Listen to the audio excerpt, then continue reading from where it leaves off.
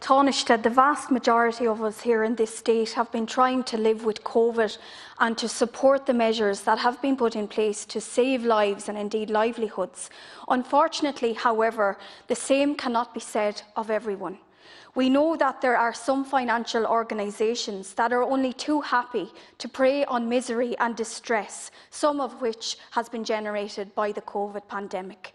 This is particularly true of those vulture funds that have initiated a vicious cycle of ruthless activity involving the forced sale of hundreds, if not thousands, of farms across this state.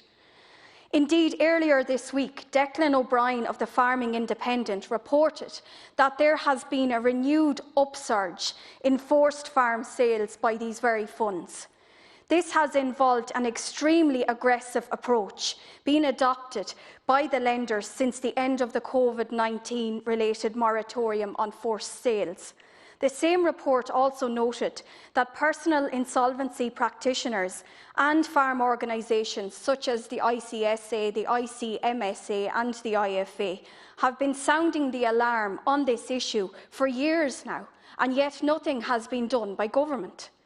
The picture that is emerging from across this state is absolutely horrendous, and indeed I've taken calls from some very distressed constituents.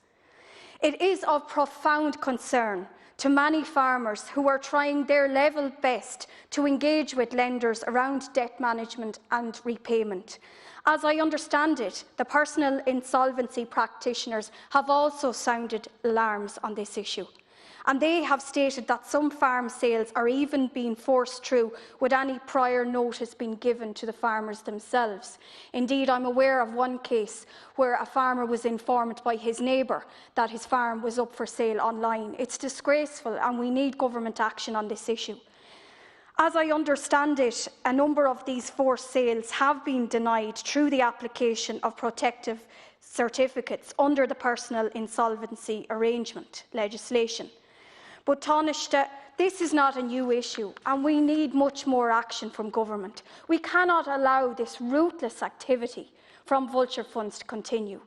Back in 2018, farm organisations such as the IFA and the ICMSA warned the Oireachtas Finance Committee that there was an urgent need to put in place a greater degree of enforcement by the financial regulator in terms of the protections offered to farmers.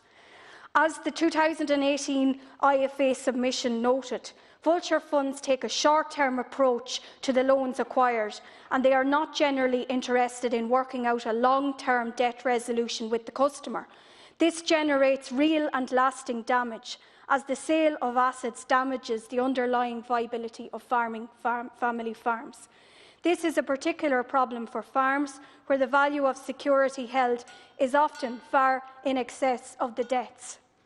Yet here we are, 3 years later, with a hard Brexit overshadowing Irish agriculture, an unreformed fair deal scheme for farmers still not finalised, and yet there is no movement on this issue. Tánaiste, where are the protections for farmers against vulture funds, and what is this government going to do to stop this ruthless, aggressive activity?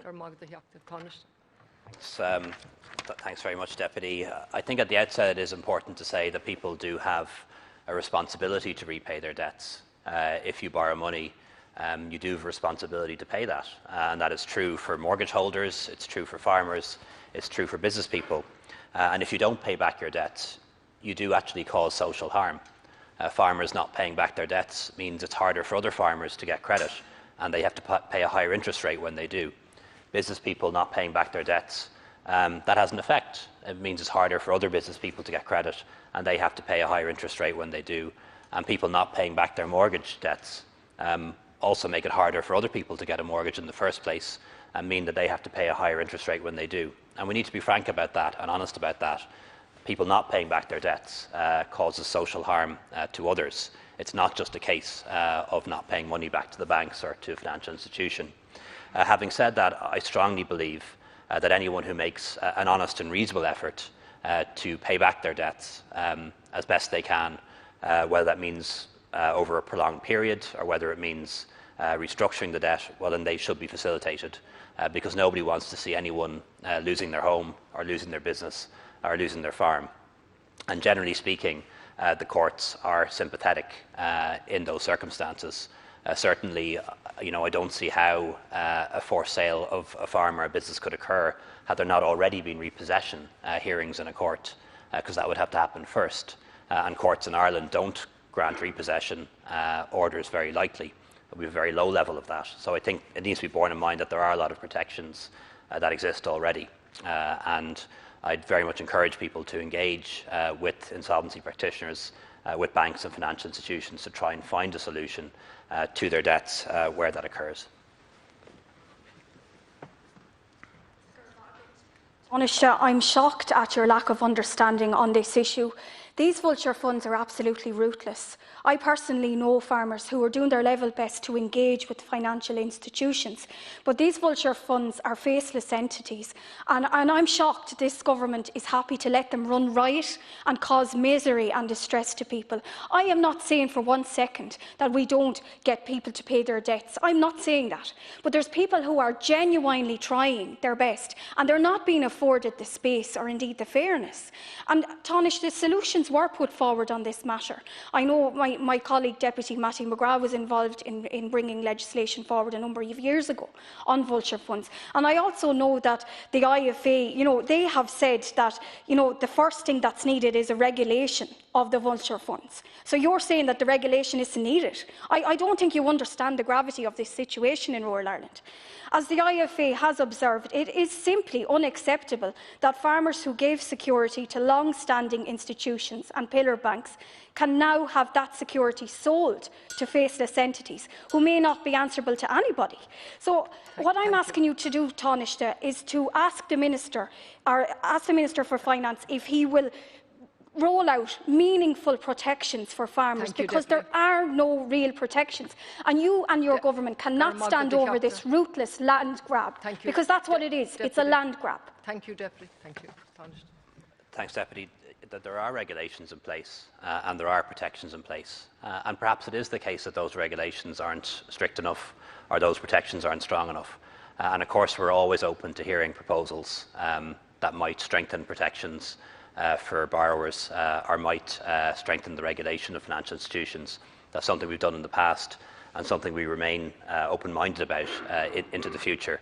But I do think we do need to bear in mind that all of these circumstances are different. All of these cases are individually different. And often the story that we hear isn't always the full story when you look into it. And people do have a responsibility, if they have borrowed money, to pay that back and to find a mechanism by which they can pay it back.